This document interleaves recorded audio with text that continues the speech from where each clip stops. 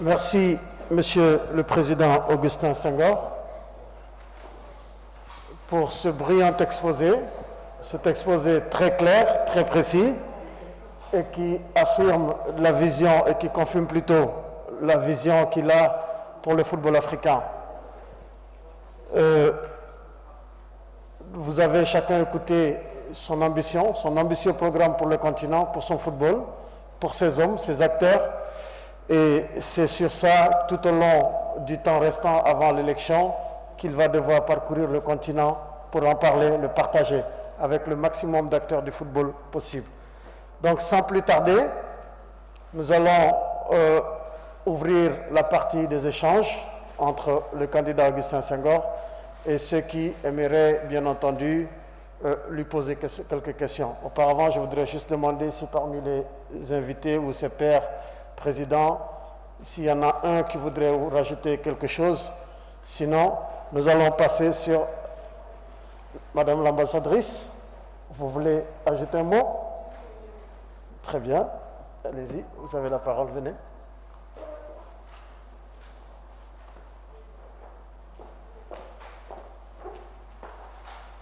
Monsieur le Président de la Fédération sénégalaise de football, candidat à la présidence de la CAF, distingués officiels, distingués invités, messieurs, mesdames de la presse, chers amis, chers frères africains, je voudrais, avant qu'on ne passe la parole aux professionnels du football, dire quelques mots à ma qualité de représentante du Sénégal ici au Cap-Vert.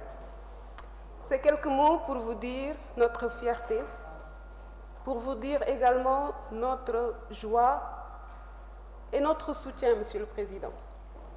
En vous écoutant tout à l'heure, j'ai eu envie, tout au long de cet exposé, de rappeler ces paroles que je ne sais plus quel penseur disait, que tout ce qui se conçoit bien s'énonce clairement et les paroles pour le dire arrivent aisément.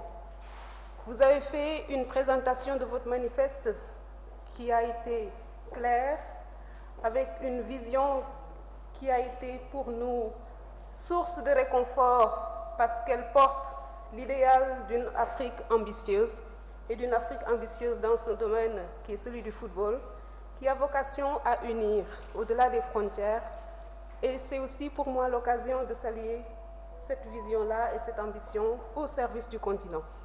Monsieur le Président, candidat à la présidence de la CAF, la dernière fois que vous nous avez fait l'honneur de votre venue, c'était quand vous avez dirigé la délégation officielle accompagnant l'équipe nationale du Sénégal sur le chemin de la Coupe du Monde 2018.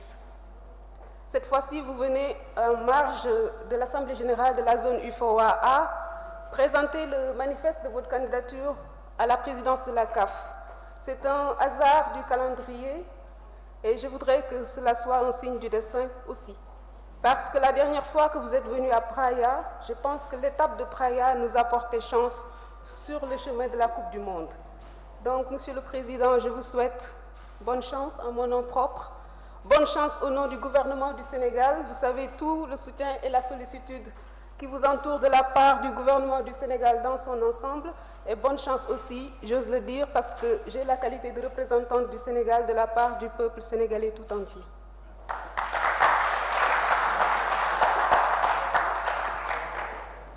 Merci, Excellence, Madame l'ambassadrice du Sénégal en République du Cap-Vert. Puisse Allah entendre votre vœu et que cette étape du Cap-Vert soit encore une deuxième étape de chance qui nous conduira au sommet du football africain. Sans plus tarder, nous avons une liste de 5 intervenants qui voudraient poser des questions au président Augustin Senghor. Je m'en vais sans plus tarder leur donner la parole. Je pense que la première sur la liste, c'est Madame Mame Fatou Ndoye.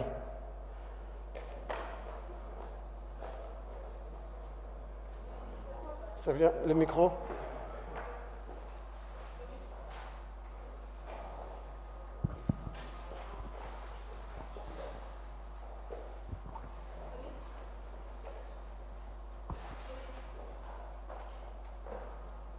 Monsieur le Président, bonsoir. D'abord, je voudrais vous remercier pour l'invitation que vous avez adressée à l'ensemble de la presse sénégalaise, en tout cas une grande partie, afin qu'elle assiste à cette déclaration de campagne par rapport au programme que vous voulez présenter à la présidence de la CAF. Ça, c'est la première remarque. Évidemment, vous souhaitez aussi bonne chance dans cette campagne.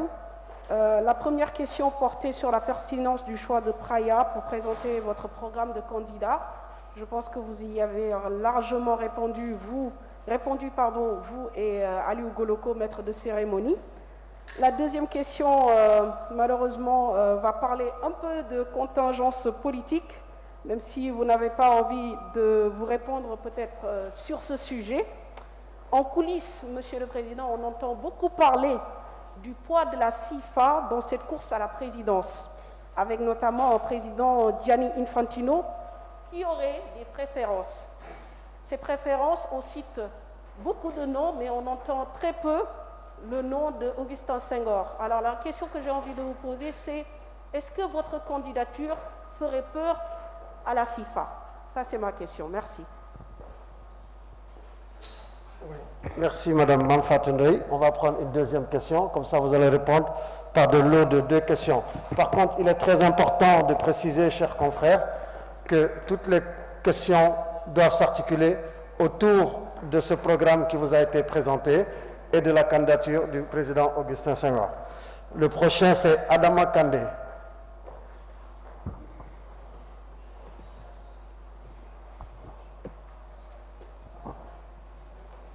Voilà, merci. Bonsoir à tous. Bonsoir, Président.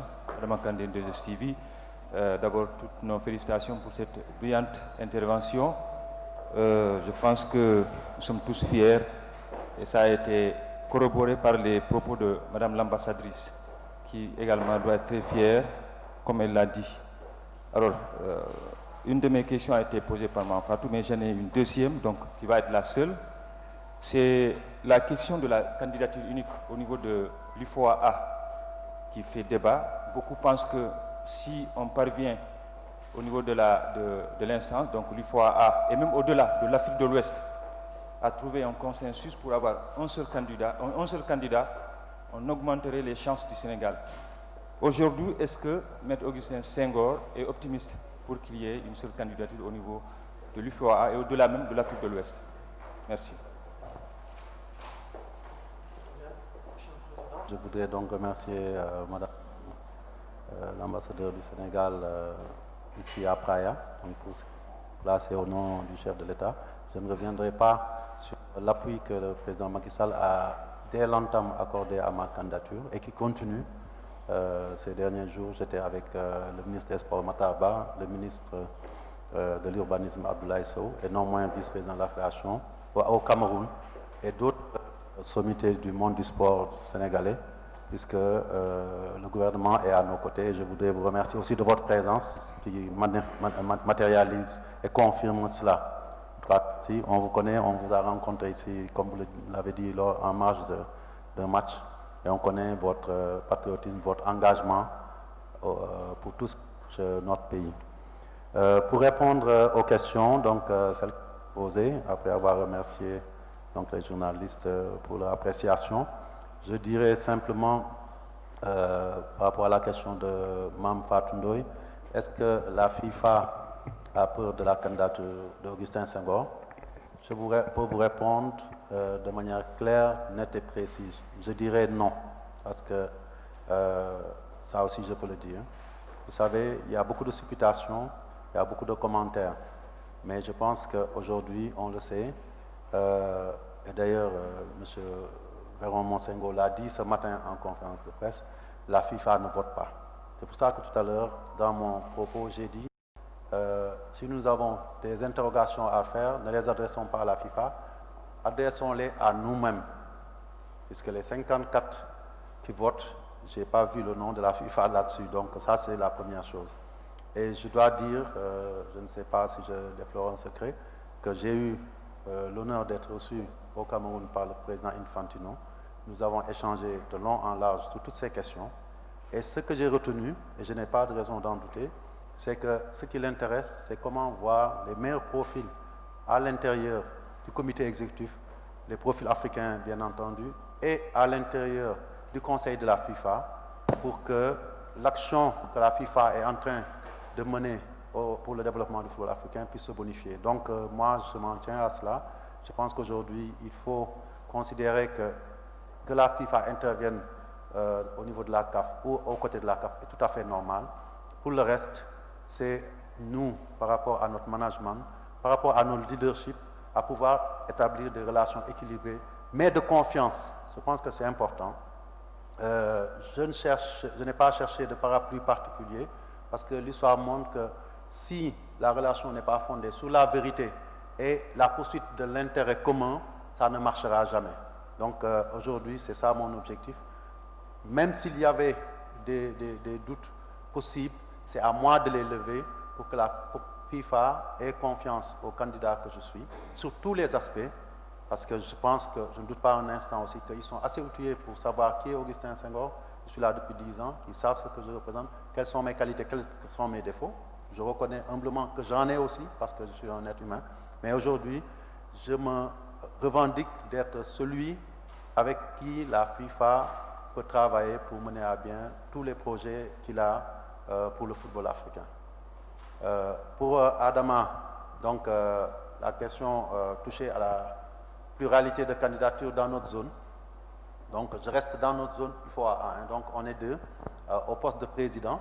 Cette pluralité aussi se duplique dans les autres niveaux de compétition. Hein. Ce n'est pas qu'au niveau du président. Je pense que même sur certains postes, on voit jusqu'à 3 ou 6 candidats pour la même zone.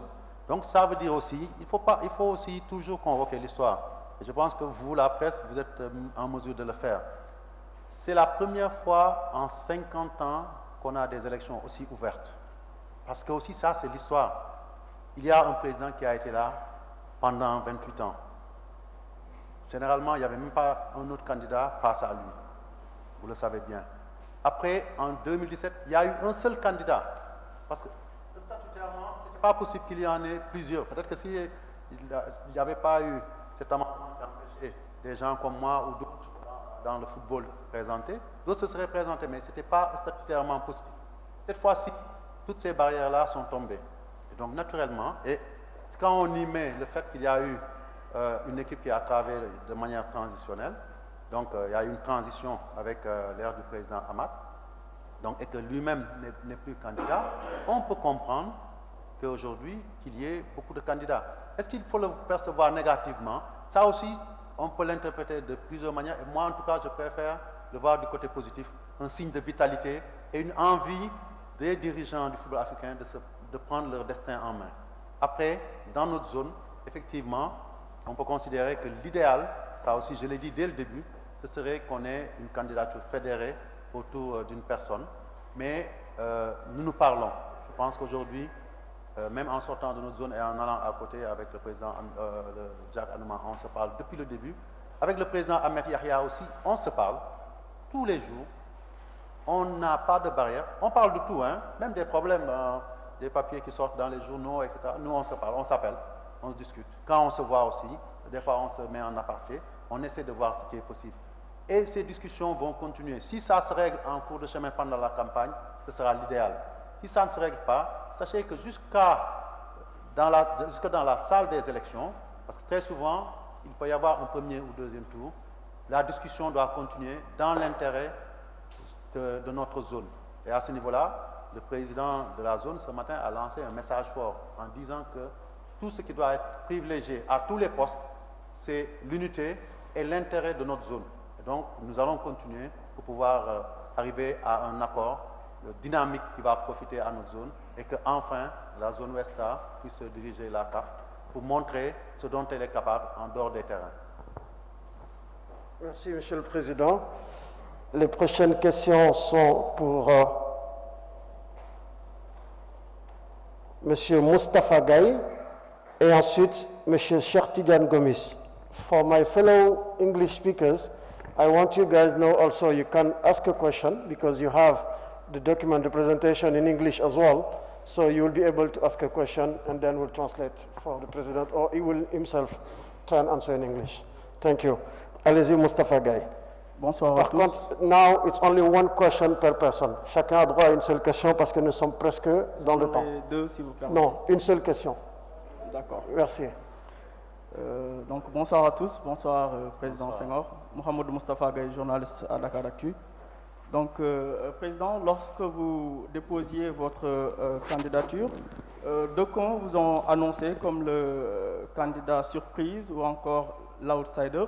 Aujourd'hui, au vu des derniers rebondissements qui ont été notés dans le processus électoral, est-ce que vous vous considérez comme un favori à cette élection à la présidence de la CAF? L'autre question. Non, c'était une question. Merci. Monsieur Chertidiane Gomis. Après, on verra. Si le temps nous permet, on rouvrira parce qu'il y a encore d'autres intervenants sur la liste. Merci. Voilà. Bonjour, Président. Bonjour. Et mes félicitations. Merci. Félicitations par rapport aussi à ce manifeste qui a été vraiment pertinent. Allô? Voilà. Président, est-ce qu'il y a un accord entre vous et Anouma? Et s'il y en a, pouvez-vous nous décliner le contenu?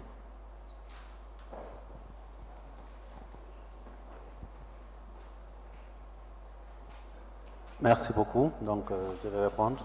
Donc, Moustapha Gaye, vous avez posé une question relative à la question de savoir si je suis un favori ou non. Donc, comme si je me considère comme un favori désormais. À partir de maintenant et dorénavant, comme je suis quelqu'un qui est très ambitieux, c'est ma nature, hein. Des fois, je mets du temps à me décider. Et quand je décide d'y aller, j'y vais à fond. D'ailleurs, la preuve, c'est que je suis là, je suis le premier à me présenter à vous pour vous présenter mon programme. Et je vais continuer comme ça. Je vais essayer de prendre le leadership de cette campagne. Et donc, je vais me positionner en favori, en sachant aussi que c'est le favori qui a l'humilité de savoir qu'il est face à des concurrents de valeur. Mais quand on n'a pas confiance en soi, rien ne peut être gagné. Donc, et moi, j'ai envie de gagner. Je pars avec cette force-là en disant que je suis sur orbite, je travaille, je vais me donner corps et âme pour convaincre mes pairs des fédérations pour qu'ils portent leur choix sur moi. Je sais qu'ils me connaissent, mais ce n'est pas suffisant. Ils ont envie de me voir que je suis motivé pour se convaincre qu'ils peuvent me donner leur voix. Et je vais y travailler jour et nuit pour les convaincre tous et qu'au soir du 12, que l'urne confirme que j'étais bien le favori puisque j'aurais gagné. Donc ça, je pense que c'est ce que je peux dire sur ce point-là. Pour cher Tidjane Gomis, merci beaucoup pour les félicitations. Donc, votre question a trait, si je me trompe, à Jacques Anouma. Je pense que j'avais répondu déjà, hein, donc, mais je vais y revenir. Jacques, on s'est vu plusieurs fois. Hein, on s'est vu à Cotonou avec le président Soare, qui est président de la zone, en présence du président de la zone IFOAB. Je suis allé en Côte d'Ivoire, on s'est rencontrés, on a discuté et on continue de discuter aujourd'hui. Parce que comme je l'ai dit, et c'est égal aussi pour Ahmed Yahya, nous devons trouver des consensus dynamiques. Nous avons tous la même ambition, mais l'ambition ne doit pas brouiller la lucidité qui nous permet de voir qui est le mieux positionné et aussi qui a le meilleur profil. Le profil, ce n'est pas seulement un background, c'est un contexte. Souvent, je le dis, et quand on a discuté d'ailleurs, on est revenu sur cela parce que tout le monde le sait. Moi, je suis très proche d'Anouma parce qu'au moment où il voulait briguer la présidence de la CAF, il y avait quelques difficultés. D'abord pour des raisons de principe, mais aussi par proximité. Je l'avais soutenu. Tout le monde se souvient de l'épisode de Seychelles. Mais ça remonte quand même à 11-12 ans. Et c'est pour ça que je parle de contexte. Aujourd'hui, beaucoup de facteurs font, à mon humble avis, que je me sens plus en mesure de porter l'avenir de la CAF et de gagner la confiance des électeurs que sont les présidents de fédération et membres des fédérations. C'est pour ça que je pense qu'aujourd'hui, notre discussion continue. Il faut toutefois respecter les autres. On ne peut pas se permettre de venir la fleur au fusil en disant que je suis le plus beau, je suis le plus fort. Cédez-moi la place et suivez derrière moi. Il faut les convaincre. Nous sommes tous des intellectuels capables d'analyse et à un moment ou à un autre, on s'entendra sur l'essentiel. Mais quand je parle de consensus dynamique, c'est pas se mettre de côté et laisser la voie libre à quelqu'un. C'est venir à ses côtés, aller ensemble, co-gérer dans une même équipe. Et ça, c'est important, parce que la finalité, c'est ça. Celui qui n'est pas capable de se mettre derrière quelqu'un pour travailler, celui-là, à mon avis, ne sera jamais un bon leader. Parce que celui qui pense que pour exister, il ne peut être que devant, celui-là ne peut pas porter les espoirs de ceux qui suivent derrière lui. Voilà. Merci, Monsieur le Président. Maintenant, c'est au tour de Babacar Ndaoufay, ensuite Salif Diallo. We take the two last questions in French and then finish it with the question in English for the translation issues. Babacar Ndaoufay. Merci beaucoup. Merci beaucoup, Monsieur le Président. Alors, je voudrais juste évoquer une partie du programme que j'ai lu. Vous parlez beaucoup de gouvernance, de gestion financière, de leadership, mais je voudrais vous entendre parler surtout de joueurs. Vous n'avez peut-être pas eu le temps de détailler sur cet aspect en évoquant dans les axes prioritaires d'action au plan de développement des compétitions et du football de base. Je voudrais bien savoir quelle est aujourd'hui la place du joueur, du footballeur dans votre vision pour le football africain. Merci. Monsieur Salif Diallo. Merci.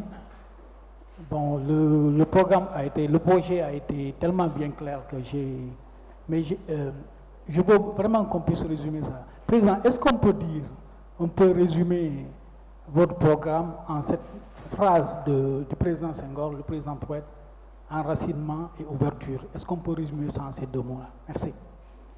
Merci.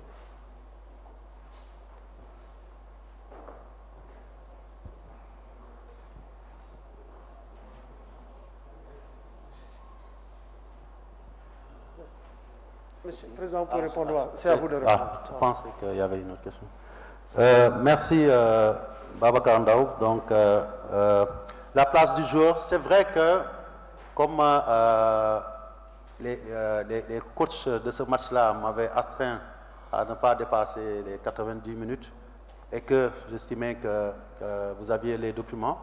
Et d'ailleurs, je voudrais dire à mes collègues et à mes frères anglophones que je n'ai pas voulu aussi entrer aussi dans une expression en anglais pour éviter de tirer en longueur, parce que ces documents, nous les avons faits en 4 langues, les quatre langues de la CAF, en français, en anglais, en portugais et en arabe. Donc de sorte qu'ils ont les éléments d'appréciation. Donc ça, c'est important. Et c'est pour ça que sur le document, j'ai bien mis en place et en exergue le joueur au cœur du dispositif, et j'ai même parlé aujourd'hui de faire du football africain l'avenir du football mondial. Il suffit juste de jeter un coup d'œil. Je sais que si vous n'étiez pas dans cette salle, nous serions tous soit devant notre télé à regarder les matchs du CHAN. Nous avons nos frères de Guinée qui jouent actuellement, donc je voudrais les remercier d'avoir fait ce sacrifice pour être là. Donc, mais aussi, nous aurions regardé les grands championnats. Il fut un temps, on supportait des clubs européens, on ne savait pas pourquoi. On les supportait comme ça parce que c'était la mode, par mode et tout. Mais maintenant, nous savons que nous tous, en Afrique, nous regardons les matchs de championnat, moins parce que nous supportons des équipes que parce que nous supportons des joueurs qui brillent de mille feux maintenant dans les grands clubs européens. Et ça, si nous y travaillons, ça va aller en s'accentuant. C'est pour ça que je dis que nous devons croire que nous sommes l'avenir du football mondial. Les futurs stars viendront d'Afrique. Comme à un moment donné, ils venaient essentiellement d'Amérique du Sud, du Brésil notamment. Et ça, pour moi, c'est quelque chose qui est irréversible. Mais cela passe par s'occuper du footballeur, du joueur, du pays et du plus petit. Le football jeune, le football des tout petits, en Afrique n'est pas assez valorisé. Et je le dis dans mon document, au Sénégal ou en Afrique, plus particulièrement en Guinée, au Cap-Vert, nous n'avons pas besoin de surface pour jouer au football. Des fois, nous n'avons même pas besoin de ballon. On crée le ballon avec le matériau dont on a besoin quand on est enfant pour jouer. Donc, on vit avec le football dès le bas âge. Et le talent naît comme cela. Et aujourd'hui, il s'agit maintenant de les mettre dans des structures, de les organiser. De manière isolée, les gens sont en train de le faire. mais ce n'est pas forcément sous l'impulsion de la CAF. Et c'est d'ailleurs l'un des aspects phares du programme FIFA Forward qui a voulu pallier à ce manque-là. Et donc, nous, CAF, nous devons être à la dimension de ces attentes-là pour être proactifs et travailler à développer ce football des jeunes. Et j'ai dit aussi que le football féminin, aujourd'hui, peut même aller plus vite dans le processus d'arriver au sommet du football mondial que le football masculin. Parce que nous avons le potentiel. La femme africaine est forte. Aujourd'hui, dans le domaine du football, si elles sont mises dans les mêmes conditions, si elles sont structurées dans nos associations nationales avec des championnats réguliers, s'il y a des compétitions, et je salue aujourd'hui parmi les initiatives qui ont été prises, le fait de lancer la Ligue des champions féminines à côté de la CAN féminine, et tout comme je déplore pour moi aussi, même s'il y a la pandémie, certaines compétitions n'ont pas été suspendues, même si je suis membre du comité exécutif, je pense qu'on aurait pu décaler la CAN féminine et la jouer, mais on l'a supprimée. Ça aussi, ça peut se comprendre avec le contexte. Mais toujours est-il qu'il y a des efforts à faire pour le football féminin. Il y a un aspect important qui est une fin et un moyen en même temps. C'est la professionnalisation du football national. C'est-à-dire faire en sorte que dans nos fédérations, le football professionnel soit structuré, que les clubs qui ont des moyens, qui répondent aux normes, parce qu'il y a le programme de licensing. Mais je trouve que ces instruments de mesure, sa progression sont trop lentes. Quand on prend certains pays, on a quelques clubs qui peuvent tirer les autres, mais ça ne suffit pas. Vous allez en RDC, vous avez TP de Mazembe. Vous allez plus loin, peut-être à côté de chez nous, à Oroya de Guinée.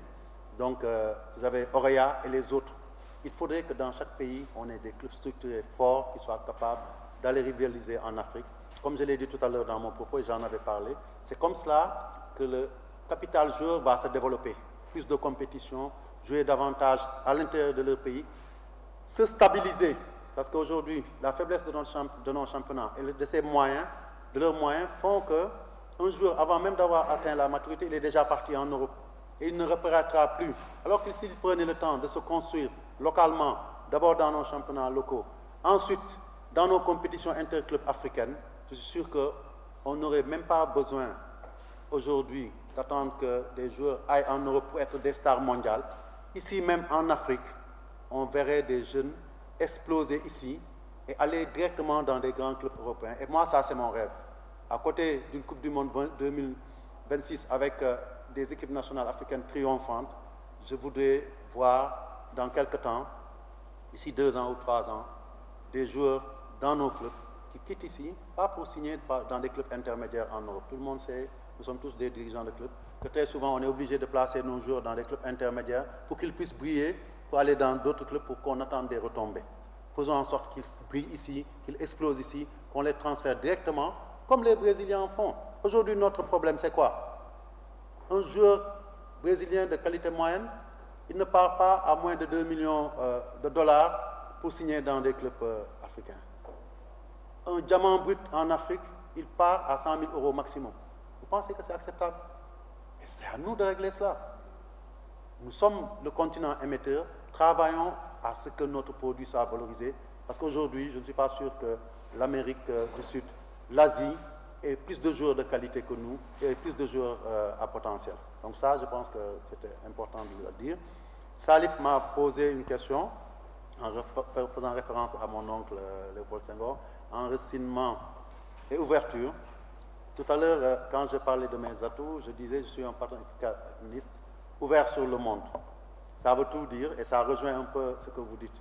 Aujourd'hui, l'Afrique, la CAF doit assurer lui-même son autodéveloppement afin de pouvoir se mettre au niveau des partenaires, que ce soit la FIFA et les autres, pouvoir leur parler pied à pied pour pouvoir aussi, je pense, tirer profit de ce que cela veut apporter. Parce qu'aujourd'hui, c'est mon sentiment, si nous ne sommes pas outillés pour accueillir le monde à travers la FIFA, accueillir les autres confédérations, eux, ils auront l'impression de jeter leur argent, les moyens qui sont mis dans le programme de développement dans des puits sans fond. Donc travaillons à nous structurer, à être plus forts, à croire en nous. Ce n'est pas de la fierté mal placée en disant « Ah non, non, non, ils ne vont pas venir nous apprendre ce que nous allons faire ». Nous avons beaucoup à apprendre, mais d'abord par nous-mêmes, avant que les autres viennent nous aider. Et donc, à renseignement et ouverture, je m'y retrouve bien également. Merci. Merci. We're going to take the last question in English, and then we close the ceremony. Okay, thank you very much. First, I have a comment and one question. First, Mr. President, I congratulate you.